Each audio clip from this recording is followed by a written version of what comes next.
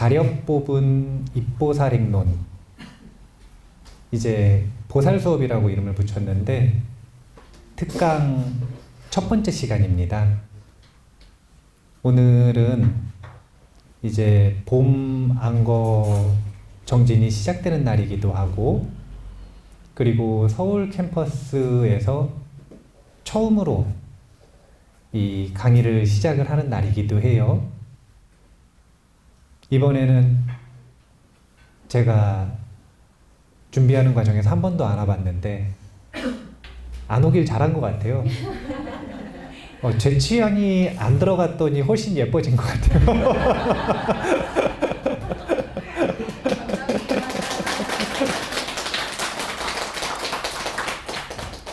가력 뽑은 입보살 행론이라고 하는 제목이 사실은 전체적인 12회차짜리 특강의 흐름이기도 하고 이제 형식이기도 하거든요.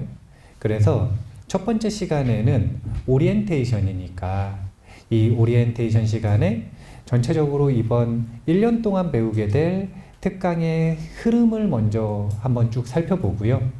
그 다음에 두 번째 시간에는 책 전체에서 역시나 서문에 해당되는 제1장의 서두를 오늘 공부를 하는 게 목표입니다. 할 수 있을지 모르겠는데 일단 특강 제목부터 한번 볼게요. 먼저 특강 제목을 보면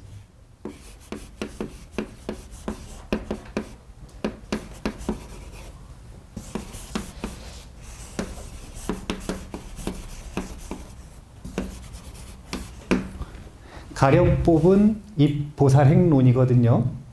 먼저 가력 뽑는다라고 하는 게 무엇인지를 아는 게 중요한데요. 가력 뽑는 기준은 굉장히 다양해요. 이제 대표적으로 생각하면 그냥 자기가 마음에 드는 거 가력 뽑을 수 있겠죠. 입보살행론 개송이 전체적으로 1000개송이 조금 안 되거든요. 근데 그거를 하나의 특강으로 2시간씩 12회차로 다 보는 건 정말 무리가 있어요. 우리 은사 스님이 이 입보살행론 강의를 BTN에서 정말 많이 하셨는데 제가 봤을 때 24회차 하시면 1장이나 2장 조금 넘어가셔요 이제.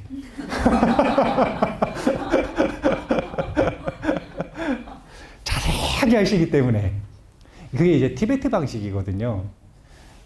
우리나라 사람들처럼 티베트 사람들은 끈기가 없지 않아요. 거기는 법문을 한번 딱 하잖아요. 그러면은 1박 2일이나 2박 3일 동안 안 자고 계속 법문을 들어요. 대법회를 하면 3박 4일, 5박 6일. 그래서 우리 사형제, 은사스님 같은 이제 제자들, 사형제들은 은사스님이 티베트 가자 그러면은 벌벌 떨어요. 거기 가면은 정말 티베트 문화는 우리나라 불교 문화하고 되게 이질적이에요. 거기서는 입보살행론 공부하는데 입보살행론을 바닥에다 놨다. 그럼 한 1박 2일 동안 잔소리를 들어야 돼요. 엄청 혼나요. 경전을 소중히 여기지 않는다고. 여기 머리에다 모시고서 공부를 해야 되거든요. 근데 어떻게 가려 뽑을 수가 있겠어요. 네. 하지만 우리는 가려 뽑아야 돼가지고 제가 기준을 정했단 말이에요. 여러 가지 생각을 했어요. 내 맘대로 정할까? 사람들한테 인기 투표를 할까? 여러 가지를 생각을 하다가 그래도 좀 전통을 존중하자 라는 생각으로 이제 많은 분들이 입보살행론에 목차가 있는지를 잘 모르세요. 입보살행론에도 목차가 있어요. 이제 이 단행본, 우리가 현대적으로 단행본을 낼 때는 목차라고 하고 경전에는 과목을 구분한다 이렇게 표현을 해요. 과목을 나눈다. 그런데 이 입보살행론이 티베트에서 제일 중요시 여겨지는 논전이거든요. 그러다 보니까 수없이 많은 논사들이 입보살행론을 주석을 하면서 과목을 나눴습니다. 그런데 시간의 역사의 시험을 견딘 대표적인 두 가지 과목이 있어요. 두 가지 목차가 있다는 거죠. 그래서 그 목차를 기준으로 가려 뽑을 거예요. 어떻게 나눌 거냐면 첫 번째는 일단 무조건 아셔야 되는 게 입보살행론 공부를 하실 때 목차 과목이 있다는 걸 분명하게 아셔야 돼요. 이게 첫 번째예요. 그 다음에 두 번째는 그 목차가 쭉 있는데 얼마나 상세하냐면 장절, 항, 목, 그 다음에 다음 한 7, 8번 나가요. 목차를 쓰다 보면. 너무 자세하게 나눠 놓으셔가지고 그 전체적인 흐름에서 키워드로 요약되는 내용이 있을 거라. 그래서 천계송의 핵심이 되는 키워드가 아니라 목차를 중심으로 해서 이 목차의 흐름을 따라가는 데 있어서 꼭 배워야 되는 키워드가 생길 거 아니에요. 그럼 그 키워드에 해당되는 개성을 가려 뽑을 거예요. 이해가 되세요? 네. 그래서 1번으로 이번에 입보살행론 특강을 배우실 때 공부하는 법을 첫 번째로 배워야 되는 건 입보살행론에도 분명히 목차가 있다는 거. 그래서 이 목차의 흐름을 따라서 공부하는 연습을 하셔야 돼요. 목차를 인식하면서. 그리고 우리가 특강으로 공부를 할 때는 이제 자율학습으로 공부할 때는 전체를 다 공부하지만 특강으로 공부할 때는 그 흐름상 반드시 배워야 되는 키워드를 요약해서 공부할 것이라는 것. 그렇게 해야 1시간에 한 장씩 할 수 있어요. 그래야 이번에 12회차 할 때 회양품을 할 수가 있는 거예요. 네. 저도 이거 한번 해봤잖아요. 입보살행론 특강 해봤어요. 유튜브에 있거든요. 네. 1장 하는데 8강, 12강 다 쓰더라고요. 그래서 자세하게 하려고 하면 못 보기 때문에 이번에는 입보살행론에 대한, 그러니까 보살학에 대한 개론이라고 생각을 하는 정도? 그 정도로 이번 특강을 공부를 하시면 될 것 같습니다. 그래서 가려 뽑는다라고 하는 건 이렇게 목차 중심으로 목차의 흐름에 따른 키워드를 뽑고 그것을 개성을 뽑겠다. 이런 방식이라고 하는 걸 아셔야 되고요. 두 번째, 이 보살행론이라고 하는 제목을 놓고 보면 무엇을 배우는가? 들어가는 방법을 배워요. 무엇에 들어갈 거냐면 보살행에 대해서 들어가는 방법을 배울 거예요. 우리나라 불교는 진짜 특징적인 게 있어요. 그게 뭐냐면 보살님이 많아. 세상에 우리나라 불교같이 이렇게 보살님이 많은 불교가 없어요. 이 보살이라고 하는 단어가 부처님 당시에는 누구만 지칭하던 유일한 단어였냐면 부처님만 지칭하던 단어였어요. 그러니까 부처님을 보살이라고 하는 게 아니라 부처님이 깨침을 얻으시기 전의 과거를, 그러니까 석가모니 태자라고 부를 수도 없고 왕자라고 부를 수도 없고 그렇다고 그냥 석가모니라고 부를 수도 없고 고타마라고 부를 수도 없고, 그러면 석가모니 부처님을 깨달음을 얻으시기 전에 뭐라고 부를 것인가 라고 하는 고민이 이 보디사타라고 하는 단어를 만들었어요. 명칭을. 보디사타는요, 용어가 무슨 뜻이냐면 범부 중에 용감한, 용맹한 범부라는 뜻입니다. 용기 있는 범부라는 뜻이에요. 그러니까 사실은 중생 중에 용기가 있는 중생을 보디사타라고 한 거예요. 근데 그 용기가 무엇인지가 조금 특별한 것이죠. 그런데 이 보살이라고 하는 단어가 우리나라에서 가장 많이 쓰이는데 우리나라만큼 보살행과 보리심이라고 하는 단어에 무지한 불교가 없어요. 왜 그런가? 연구를 안 해요. 그리고 교육이 너무 안 돼 있어요. 다른 교육이 안 돼 있는 게 아니라 이 보리심에 대한 교육이. 다른 건 많이 배웠는데 정말 중요하다라고 여겨지는 이 보리심에 대한, 그리고 보살의 정체성에 대한 연구와 교육이 잘 이루어져 있지 않다. 그래서 이 입보살행론이 낯선 분들이 많습니다. 원래는 입보살행론 딱 명칭 보면 바로 알아야 돼요. 뭘 배울지. 보살행에 들어간다? 아, 그러면 보리심을 배우겠구나. 이거를 사실은 곧바로 눈치채셔야 돼요. 보리심이라고 하는 단어 자체도 조금 낯선 분들이 있을 수 있을 것 같아요. 보리심은 줄이면 발심 이럽니다. 발심하세요 이런 말 들어보셨어요? 자주 쓰시잖아요. 발심합니다 이런 말 자주 쓰잖아요. 근데 그 보리심이 무엇인지 사실 우리가 정밀하게 배워보지 않았던 거죠. 발심을 네 글자로는 발보리심, 풀네임으로는 발, 안욕, 따라, 삼약, 삼보리심 11글자. 다 쓰기가 귀찮아가지고 11글자. 우리가 이 입보살행론에서는 보리심이라고 하는 것을 배워서 보살행으로 들어가서 보살행을 실천하는 구체적인 방법을 체계적으로 배우게 될 것이다. 이렇게 생각을 하시면 돼요. 그러니까 보리심을 일으키고 보살행을 실천하는 과정이 이 목차의 흐름 따라 상세하게 나열되어 있는 것이 우리가 배우는 교재가 될 것이고 그리고 이 특강이 될 것이다. 이렇게 예상을 하시면 됩니다.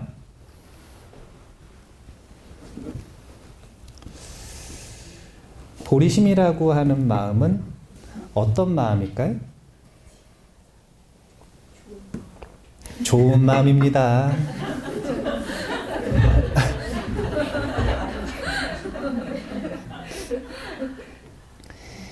이제 우리가 평범한 사람들을 범부라고 하잖아요.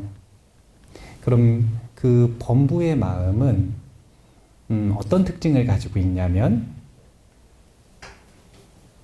범부에는 여러 가지 종류의 범부가 있어요. 욕심이 많은 범부가 있겠죠. 마음에 욕심이 가득한 사람이 있어요. 이런 사람들을 뭐라 그러냐면은 아귀 같은 놈이라는 거예요. 아귀다. 욕심이 많으면 아귀다. 분노가 많은 사람이 있어요. 아수라 같은 사람이다. 여기서 놈이라 그러면 큰일 나요. 싸울 수 있거든요. 아수라 같은 사람이다.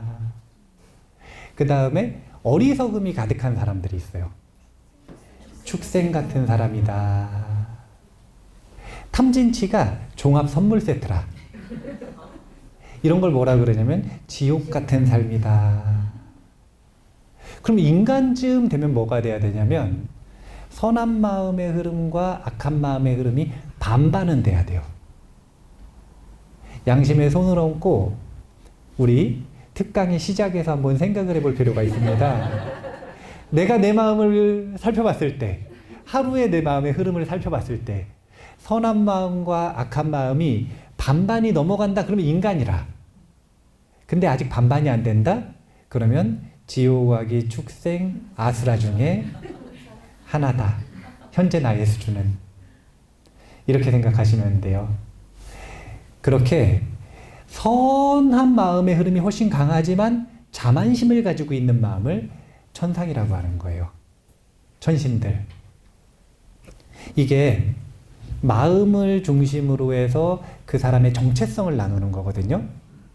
그 범부의 마음을 행복에 유리한 마음으로 바꾸어 나가는 것을 불교 심리학이라고 하고, 그리고 이 불교 심리학인 유식의 전통이 아주 강력하게 반영된 게 지금 이 입보살행론이에요. 그래서 입보살행론을 배운다라고 하는 건 첫 번째, 우리의 현 상태인 범부의 마음을 배웁니다. 두 번째, 부처님의 마음을 배워요. 그래서 범부의 마음이 부처님의 마음으로 훈련하는 과정이 있죠. 이 과정을 뭐라 그러는 거냐면 보리심이라고 하는 거예요. 붓다의 마음을 배우는 훈련을 12회차에 걸쳐서 하는데 이 12회차 동안 어떤 내용을 공부할지 전체적인 목차를 한번 써볼게요. 일단은 교재는 제가 오늘 공지를 안 했기 때문에 주교재와 부교재가 있는데, 주교재는 우리 은사스님 번역하신 입보살행론이 있어요. 그러니까 이 입보살행론이 번역본이 제목이 크게 두 가지예요. 입보리행론이라고도 하고 입보살행론이라고도 합니다. 그 중에서 입보살행론을 주교재로 삼을 거예요. 이유는 다른 게 없고요. 그게 저작권에 안 걸려가지고 우리 은사 선생님이 저한테 저작권을 걸 것 같지는 않으셔서 네, 그래서 입보살행론 가지고 주교재를 하고 그 다음에 부교재로는 입보리행론 강해. 원래 예전에는 입보살행론 광석이라고 했었는데 절판되고 새로 내셨더라고요. 입보리행론 강해. 한 1000페이지짜리 3권 정도 될 겁니다. 이 특강에서는 이 특강이라고 하는 명칭에 걸맞게 지금 이야기하는 것처럼 전체적인 개론을 공부를 할 거고요. 이 개론을 공부를 하시면서 동시에 자율학습 과제가 주어집니다. 그 과제가 뭐냐면 온라인 학교의 90일 커리큘럼이에요. 그건 꼭 공부하셔야 돼요. 특강 공부하시면서 제가 계속 숙제 검사를 할 거예요. 그렇게 하면 이제 입보살행론을 원만하게 1년 동안 공부를 할 수 있다 이렇게 생각을 하시면 되고요. 첫 번째 시간부터 바로 숙제가 있어요. 그게 뭐냐면 오늘 첫 번째 시간의 숙제는 목차 외우기라. 네, 목차 외우기. 자, 일단 1강부터 적어보면 1강에서는 오리엔테이션 할 거예요. 오리엔테이션 안 맞나? 자, 2강에서부터 1장, 2장 제목이 들어가죠. 입보살행론 제1장은 보리심, 공덕, 사실은 찬탄품이에요. 1강, 2강에서는 제1장 공부할 거고요. 그러면은 3강에서는 제2장 공부하겠죠. 제2장은 죄업 참회품.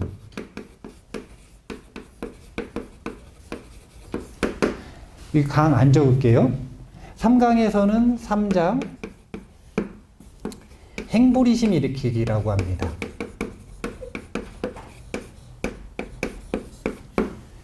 4장에서는 이거 안 쓸게요.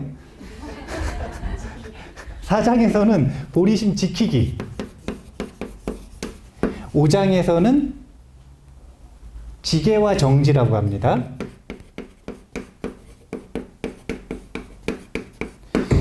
6강에서는 지계 다음이 인욕이죠. 인욕품. 그 다음에 정진품. 그 다음에 선정품. 그 다음에 반야바라밀품. 그리고 마지막이 회양품입니다.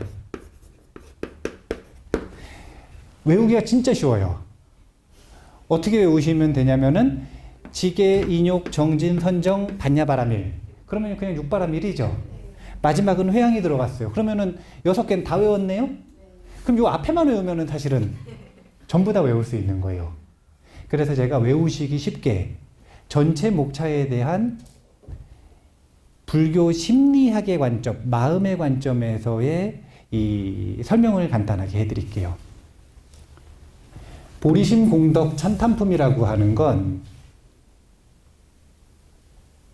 우리가 삶의 목적을 물어보면 무엇을 위해 살아간다라고 하는 게 분명하신가요? 분명하신 분이 있겠죠. 불분명한 분이 있겠죠. 그럼 자, 분명하신 분들의 목적이라고 하는 걸 요약하면, 제가 요약하는 게 아니라 행복학을 연구하는 심리학자들은 뭐라고 요약을 했냐면 물질을 추구하는 삶이라고 얘기했어요. 이게 현대 긍정심리학자들의 결론입니다. 근데 여기서 말하는 물질에는 명예도 들어갑니다. 사랑도 들어가요. 이걸 전부 그냥 물질이라고 표현을 해버렸어요. 그래서 돈, 명예, 사랑, 그 다음에 성공, 그 다음에 자아 성취? 뭐 그래요. 들어가 보죠. 전부 다 물질이라고 얘기했어요. 물질. 일단 무조건 먹는 게 해결되고 그 다음에 사는 게 해결되고 그러면 애욕, 사랑 문제가 걸리기 시작하고 그 다음이 돈이고 그 다음이 명예인 것이 보편적인 동물적인 욕구의 발전인 거예요. 자, 이 모든 것들은 전부 다 무엇을 위한 삶인가? 사실은 육체를 위해서 살아가고 있는 거예요. 먹는 거, 자는 거, 입는 거, 그 다음에 육체적인 본능으로서의 색욕, 그걸 채우기 위한 돈, 그리고 명예까지도. 사실은 전부 다 뭐하고 아주 밀접한 연관이 있냐면 육체를 섬기는 삶과 밀접한 연관이 있는 거예요. 여기서 문제가 생기는 거예요. 여기서. 우리가 이런 삶의 방향은 육체를 위한 삶의 방향은 절대적으로 무엇에 유리하냐면 생존에 유리해요. 호모사피엔스라고 하는 인종이 지금까지 생존하고 있는 건 이 육체를 섬기는 본능 때문에 지금까지 생존할 수 있었던 거예요. 그런데 지금 현대사회에서는 굳이 이 본능이 필요가 없어졌어요. 이게 아니어도 생존이 가능한 시대가 됐어요. 그럼에도 불구하고 우리의 본능에 강력하게 이게 자리 잡고 있어서 무엇을 방해하냐면 행복을 방해한다는 거예요. 자, 생각해 보세요. 둘 중에 뭐가 행복인지. 재산이 충분히 많은 게 행복일까요? 아니면 분쟁이 없는 게 행복일까요? 둘 중에 뭘? 그렇지. 선택을 잘 하셔야 돼요. 재산이 많으면서도 분쟁이 없는 게. 근데 이제 그러려면은 극락 가셔야 돼. 사바세계에서는 그게 불가능해요. 이유는 다른 게 없고 분쟁과 갈등이라고 하는 건 그냥 자기가 원하는 것이 있고 다른 사람이 원하는 게 있는데 이 두 가지가 서로 다를 때 분쟁과 갈등은 피할 수가 없어요. 그런데 사람들은 대부분 비슷한 걸 원한단 말이에요. 그래서 경쟁한다고 표현하잖아요. 그럼 그 경쟁하는 과정에서 분쟁과 갈등은 필연적으로 일어날 수밖에 없는 거예요. 그래서 생존을 위해서 우리는 탐욕이라고 하는 걸 일으키고 이 탐욕대로 되지 않는 세상에 살기 때문에 분노합니다. 이 두 가지는 생존을 원하는 본능 때문에 일어나는 마음이에요. 그러니까 사람들이 이 본능이라고 하는 단어를 무시하는 경향이 있는데 본능은 절대 무시할 수가 없어요. 이성을 중시하는 문화잖아요. 이성이라고 하는 것에 밑바닥에서 지배하는 건 감정이에요. 이 감정을 지배하는 건 본능입니다. 그래서 본인이 이 본능과 감정을 알아차리지 못하니까 이것을 중요하게 여기지 않는 거지. 이것을 잘 알아차리고 어떤 역할을 하는지 아는 사람들은 생각보다 감정을 훨씬 더 중요시 여기고요. 감정보다 본능을 훨씬 더 중요시 여깁니다. 이것이 내 삶의 방향을 강력하게 좌지우지하기 때문에 생존을 추구하는 삶은 육체를 섬기는 삶이고 이것은 행복의 추구와 정반대되는 길을 걸어요. 그래서 서양 속담에 뭐라고 하는 거냐면 부자는 천국 가기가 얼마나 어려운지를 낙타가 바늘구멍에 들어가는 것보다 더 어렵다 그랬죠. 그러면 부자는 나쁜 놈이라는 거예요? 안 나쁘다는 거예요? 네, 그게 아니거든요, 사실은. 그 사람이 부자여서 천국 가기가 어려운 게 아니라 똑같은 사람이 가난해도 천국 가기 어려워요. 그 사람이 문제인데. 근데 부자니까 천국 가기 어렵다고 생각하는 거예요. 그런데 거기에는 어떤 생각이 묻어 있는 거냐면 이것이 반영되어 있는 거예요. 탐욕과 분노를 가지고 경쟁과 분쟁을 겪어서 부를 추구하는 과정이라고 하는 것에서는 행복과 정반대되는 선택들을 할 수밖에 없다는. 그래서 부자여가지고 천국 가기 어려운 게 아니라 사실 진실은 그냥 천국 가기가 어려운 거예요. 부자이든 아니든. 가난해도 천국 가기가 어려워요. 왜냐하면 부자냐 가난하냐가 문제가 아니라 부자든 가난한 사람이든 분쟁을 하고 육체를 섬기는 삶을 살기 때문에. 입보살행론이라고 하는 건 이렇게 삶을 살아가는 사람이 어떻게 하면 행복에 어울리는 보리심이라고 하는 마음을 배울 것인가, 이것을 얘기하는 거예요. 그래서 제 1장에서는 보리심이라고 하는 마음이 마음이라, 우리가 가지고 있는 마음의 특징 중에 이런 방향성으로 살아가는 것이 행복에 유리하다, 행복의 확률을 높이는 마음의 방향성을 보여주는 거예요. 이것이 어떤 공덕이 있고 얼마나 찬탄받을 만한 일인지를 보여주는 겁니다. 이유는 왜 찬탄을 자꾸 할까요? 갖고 싶게. 맞아요. 욕심내라고요. 그래서 공덕을 자꾸 찬탄하는 거예요. 그러면 1장에서 공부를 한 다음에 목적이, 그러니까 수업의 목표가 뭐냐면 원보리심을 일으키도록 해요. 원보리심이라고 하는 건 뭐냐면은 지난번 입보살행론 공부할 때는 세주신법분이 파리 갔을 때잖아요. 그래가지고 강의 내내 파리 가는 얘기를 했잖아요. 이 원보리심이라는 게 뭐냐면은, 예. 이 원보리심이 뭐냐면 삶의 방향성이 있는데 그 방향성으로 가고 싶은 마음이 일어난 거예요. 그러니까 아직 간 것도 아니고 가기 위해 노력하고 있는 것도 아니고, 아, 저기가 좋은 데구나, 저렇게 살아야 되는구나, 저 방향으로 삶을 이끌어 가야 되는구나 라고 원하기 시작하는 거.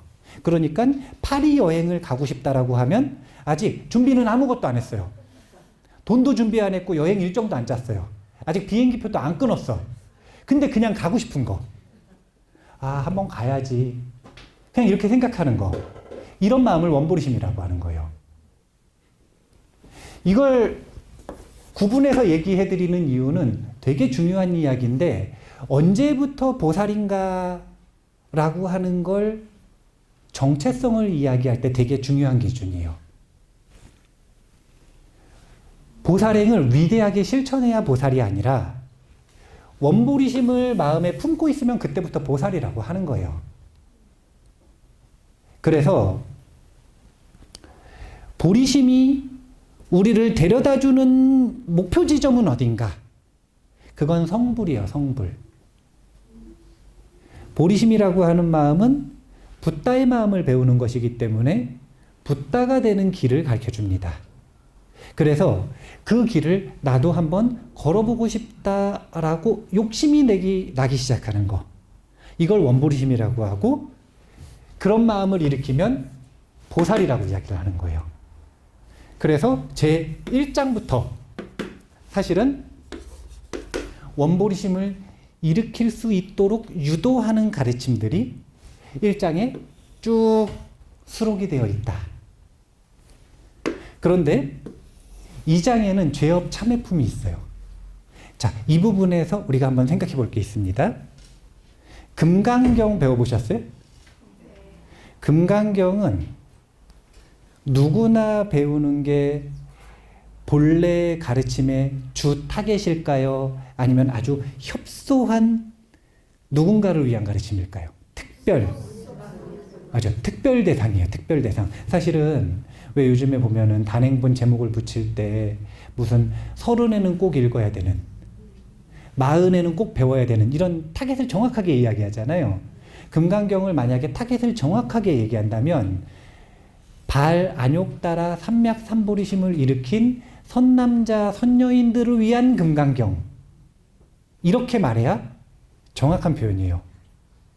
금강경이 어려운 이유는 뭐 때문에 어려운가? 발 안욕 따라 삼맥 삼보리심을 안 일으켰고 본인이 선남자 선여인이 아니니까. 이거는 누구를 위한 가르침이냐면 남을 위한 가르침이 되는 거예요. 나를 위한 가르침으로 공감이 되질 않는 거예요. 그래서 금강경이 어려워요. 입보살행론은 주 타겟이 누구라고 생각하세요? 누구나? 그래서 이 입보살행론 같은 경우에는 주 타겟이 되게 복합적이에요. 일단 1번으로 입보살행론이 설해진 상황을 놓고 보면 샨티데바 보살이 어떻게 삶을 살았고 하는 것들은 제가 이전 특강에서도 얘기하고 녹음도 해놨으니까 그거 한번 보시고, 그 내용을 이렇게 놓고 보면 샨티데바 보살이 나란다 불교대학이라는 데를 다니셨어요. 인도에서 스님들 중에 천재들만 가는데요. 그런데 거기에 있는 스님들이 1년에 한 번씩 무차 설법대회라는 걸 하거든요. 무차라고 하는 건 랜더믹하게 아무나 올리는 거예요. 오늘은 당신이 설법하시오 그러면 순서 없이 오늘은 당신이 설법하시오 딱 지목하면 그 사람이 거기 올라가 가지고 그동안 본인이 공부한 걸 내비쳐서 설법을 해야 되는 거예요. 근데 사실은 약간 이 불순한 의도로 샨티데바 스님을 약간 따돌림하는 그런 느낌으로 이 스님들이 쫓아내려고 설법을 시킨 거거든요. 약간 그런 느낌이에요. 근데 그런 상태에서 설법을 하신 내용이 이 입보살행론이거든요. 그래서 저 입보살행론에는 이 필기, 저희 문어체가 아니에요. 저거는 철저한 구어체예요. 그런데 그러면은 저 설법이 이루어진 상황에서의 주타겟을 놓고 보면 누구를 위한 설법이냐면 나란다 불교대학에 있는 스님들을 위한 설법이었죠. 그러니까 첫 번째 입보살행론은 수행자를 위한 설법입니다. 그런데 두 번째 놓고 보면 이 입보살행론은 제 1장에서 시작을 할 때 스님이 이 논을 짓게 된 인연을 이야기를 하시는데 본인과 선연이 맞는 이들이 보살행이라고 하는 선한 마음을 마음에 길들일 수 있도록 하기 위해서. 그러니까 두 번째는 선연이라고 해서 선한 인연을 공유하고 있는 이들이 이 가르침을 들으면 얻는 것이 있을 것이다 라고 해서 가르침을 설하신다 그랬어요. 또 세 번째를 놓고 보면 자, 보리심 공덕 찬탄품을 듣습니다. 그러면 욕심이 나는 사람이 있겠죠. 그런 사람들은 원보리심을 일으킨 거예요. 그런데 원보리심이 안 일어나는 사람도 있을까요? 없을까요? 있겠죠. 네. 그래서 제2장이 설해지는 겁니다. 제1장을 공부를 하면 원보리심이 일어난 사람이 있고 안 일어나는 사람이 있을 거예요. 그럼 원보리심이 일어난 사람을 뭐라고 부르느냐? 초심보살이라고 합니다. 그런데 이 보살을 위해서는 왜 제업참회품을 하냐면 행보리심을 일으키기 전에 마음을 정돈하는 과정이라고 보시면 돼요. 그런데 원보리심이 일어나지 않은 존재들을 위해서는 원보리심을 왜 못 일으켰느냐 이거예요. 그것은 악업의 방해가 강력하기 때문에 일으키지 못했다는 거예요. 그래서 죄업을 참회하고 다시 원보리심을 일으킬 수 있는 구조를 가지고 있습니다. 그러면 이런 전체적인 구조를 놓고 볼 때 사실은 선현이 맞아서 단박에 보리심을 일으킨 사람만을 위한 가르침인가요? 아니면 선현이 맞지 않아서 아직 선현이 없어서 보리심을 일으키지 못한 분들도 고려하고 있는 건가요? 그래서 세 번째는 누구나 이 입보살행론을 공부할 수 있다. 이렇게 생각을 하시면 돼요. 그래서 주청자라고 하는 건 이렇게 복합적이다. 그런데 복합적이면 강의하는 사람이 주탁에서 설정할 수 있는데 저는 누구나 가르침을 들을 수 있도록 하게 하기 위해서 이 입보살행론을 마음을 기준으로 원보리심과 행보리심을 구분하는 전체적인 조망과 함께 이 관점을 가지고 특강을 진행을 하겠다. 이렇게 기억을 해두시면 좋을 것 같습니다. 제가 10분 동안 좀 정리를 할게요.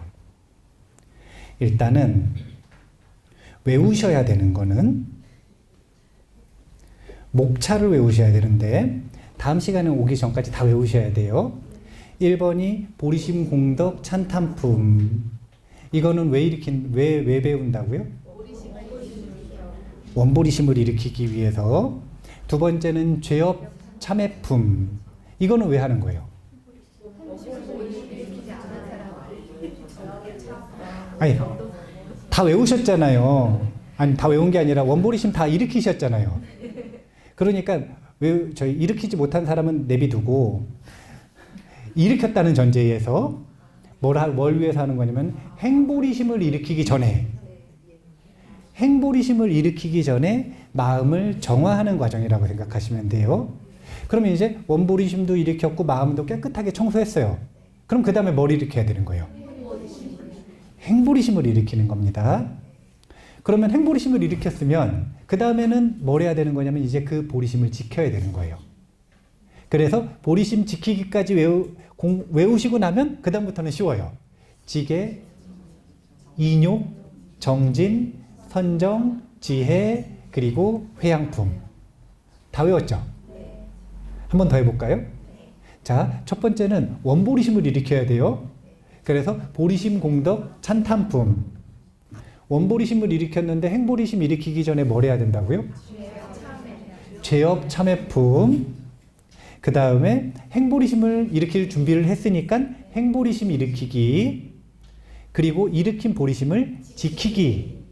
그리고 지계, 인욕, 정진, 선정, 지혜, 회양품.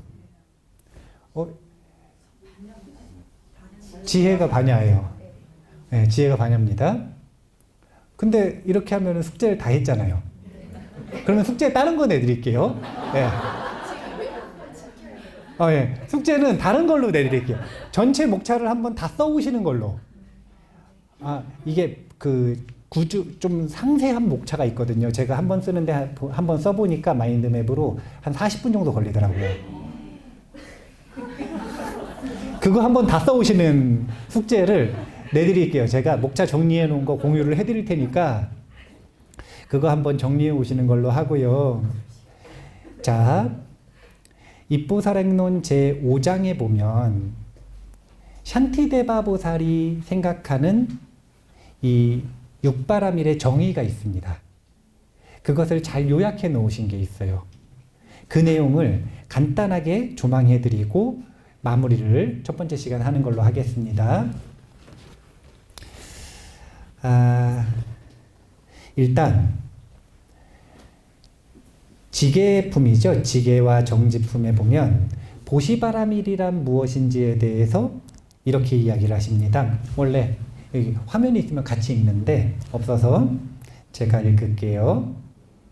만약 중생의 가난을 없애는 것이 보시바라밀이라 한다면 세상에 여전히 가난이 남아있는데 과거의 구세자는 어떻게 보시바라밀을 완성하셨는가? 자기가 갖고 있는 모든 것을 중생들에게 주고 아울러 거기서 나오는 과보도 주겠다는 마음이 보시바라밀이라고 설하셨으니 따라서 그것은 마음의 태도에 달린 것이라네.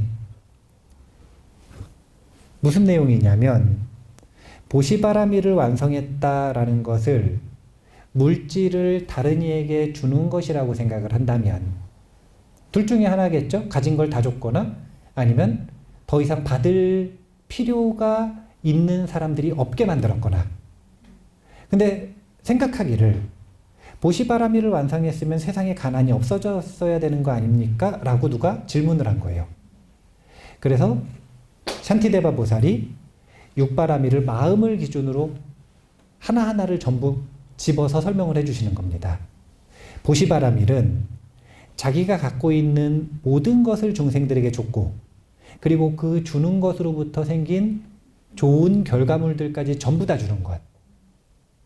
그랬을 때 마음에서 걸리는 마음이 하나도 없으면 그것을 보시바라밀을 완성했다. 이렇게 얘기하는 거고요. 두 번째, 지게바라밀은 물고기나 그 밖에 살아있는 모든 것을 어디로 가져가야 그들을 안전하게 보호해 줄 수 있을 것인가. 그러나 그들을 해치지 않기로 마음 먹는 것, 이것이 곧 지게바라밀이라 하셨네. 우리 이제 방생법회 한번 해보려고 그러거든요.